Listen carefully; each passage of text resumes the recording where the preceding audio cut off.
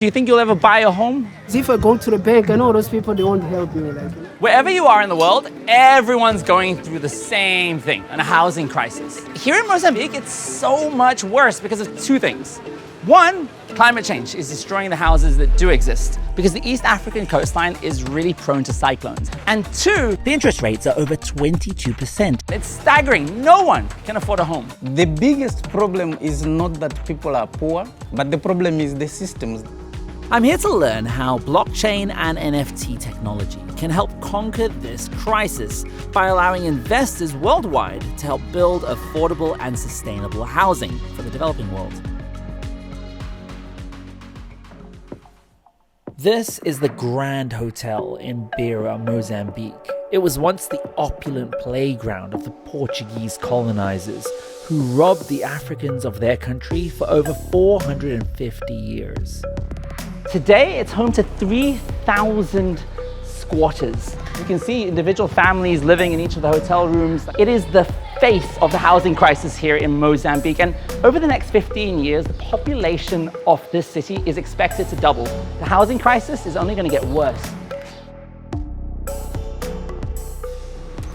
I'm looking around town to try and find some locals and to learn how the housing crisis has impacted their lives.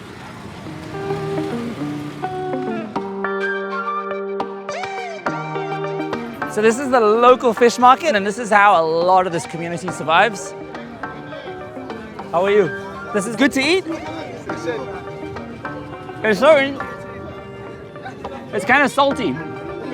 It's so interesting where all of these people work and where they live is so close. Like, this is the livelihood and the income. The homes are just out the back here. And when a cyclone comes, both are gone.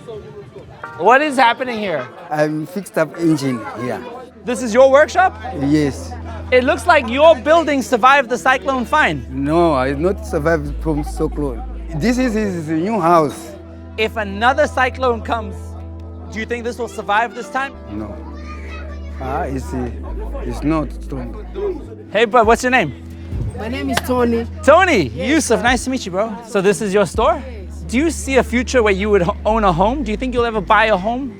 Yeah, I'm saving little by little, I still have some money to bank account, but it's not that enough, Because if I go to the bank, I know those people, they won't help me, Let's go and see my house. I'd love to see your house, man. Let's go together. What do you do here? I'm a workman. So this is where you live? Yes, come here.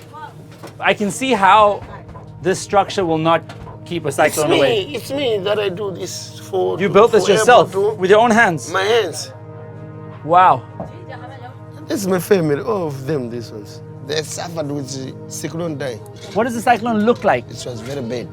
So, in 3 hours of time, everything changed. House is down, everything is poor as 4 hours. Are the government supporting? Which type of government is going to support me? So I lost my identity card, I lost my passport, everything. I met so many incredible people here today, and they were all hustling and being incredibly enterprising. But it feels like no matter how hard they try to improve their circumstances, the system is against them. They can't get mortgages, they can't get loans, they can't improve their lives in a fundamental way, no matter how hard they work. And if the system is so stacked against you, you have to change the system. I've heard about an ambitious new development that's aiming to revolutionize affordable housing in Mozambique using blockchain. Here we will build 150 houses. 150 homes? Yeah. And how long does it take to build a home like this? 1 month. 1 month. Here we have it's so one nice kitchen. and cool here. Yeah, here we have solar energies. Oh, so this thing is powered by solar? Yeah. How many people live here right now? 40 families. How much is the house like the one bedroom? $10,000. $10,000 for a whole house? Yes. And there we have the hemp house. Hemp? Hemp house, yes. It's really interesting the way you're thinking about different building materials. This material for me is beautiful, is better because CO2. Yeah. When it can expand, this material can. So this house in itself, out of its very materials, is helping to fight climate change. Yes.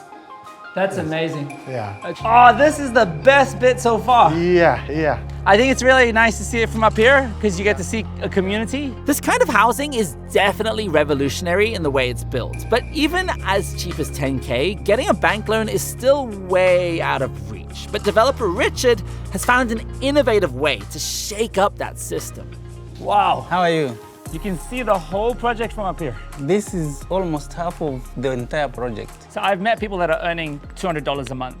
How much is their repayment on a $10,000 house? About $100. About $100. The biggest problem is not that people are poor, but the problem is the systems, the structures around them. As a property developer, you need people to get finance. Yeah. The 10 houses that we first put as showcase, we saw people would come, would send lists and lists to the bank, and the banks would not give them mortgages. Just think of a mortgage. It assumes a regular income and a regular payment. Now, if you look in not just Mozambique, but I mean, Mozambique's a prime example, that's not how life works. For most of the developing world, income is informal. You're hustling for money because it's not a salary. But you're still bringing in money. The problem is it's not visible. We need a new system. What is that new system? Well, we're using blockchain.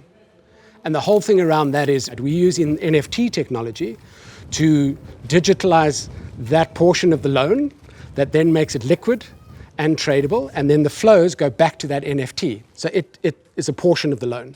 Your NFT is a portion of a loan into a portfolio of affordable housing. So, when Richard wants to sell a new home in his development, Glenn's company funds the loan through the sale of NFTs, cutting out the banks entirely.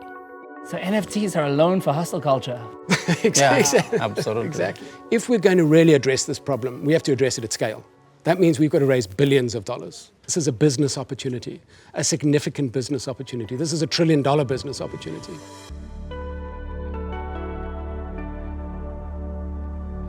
I've been invited to house number 99 to meet one of the families that live here. Hi. Hi. How are you? My name's Yusuf. My name is Philomena. Wow, this is your home. Yes, this is my home. This is so cute. This is your kitchen. No, my kitchen is not this organized, that's for sure. Okay. E aqui é aparador. This is you. Yes, I am. Graduation. Yes, I am nutritionist. Walking around Philomena's house, I can see firsthand how Casa Real is helping families on the ground. I've now been invited to sit with Philomena and her siblings for a traditional Mozambican meal. Oh, this is so nice. Yes, it's beautiful. It's so beautiful. Yes. How long have you lived in this house? Vamos já 2 meses. Oh, you've only been here for 2 months. Yes. It feels like you're so much more settled in. You've done all the deco, you're cooking massive feasts. Yeah, I've met so many young Mozambicans, and when I ask them about if they'd ever own a home, they say impossível in Portuguese, impossible. Possível ter uma casa. Eu ainda tenho uma casa. É uma coisa muito boa. Graças a Deus. É uma bênção estar aqui. Colonialism, civil wars, and cyclones, this country's been through a lot. Everyone deserves a home. And it's been so interesting to learn how blockchain technology can help finance that. Right now, they're basically houses. They're made of beams and walls. But as they fill up with people, they become full of dreams and love.